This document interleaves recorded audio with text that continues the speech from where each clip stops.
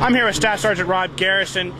Sarge, what's it like? I mean, are you a pilot of this aircraft? I'm not seeing a canopy, so, I mean, how is it flown and what does it do? I'm actually a sensor operator for the aircraft. There is a pilot on board, not on board, pilot who controls it. We control it from a ground station, and he does do the takeoff and landing. Myself, I operate the equipment on board that gathers the intelligence. So we work together to conduct the mission. Well, you said you're not a pilot, but you are a systems operator. What's it like to operate the aircraft then? I mean, is it responsive or is it sluggish or what?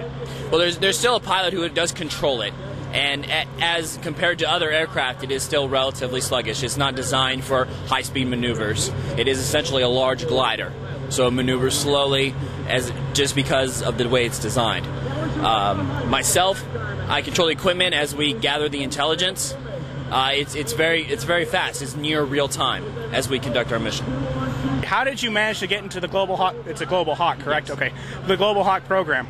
I was in imagery analysis school, and as I was coming up for an assignment, it seemed as if I was going to get stationed in Nebraska, and I didn't want to get stationed in Nebraska, and they offered me the opportunity to volunteer to come to Beale and work with the Global Hawk, and that's something different than I would have done anywhere else, so I took the opportunity.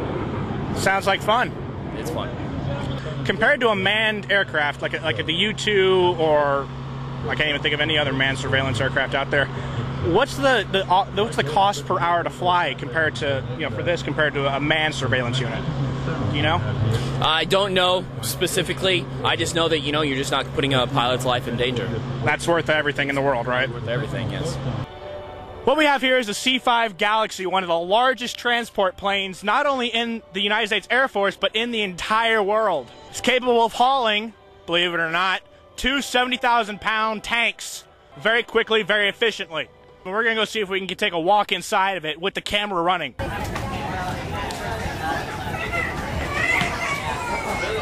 a nice day.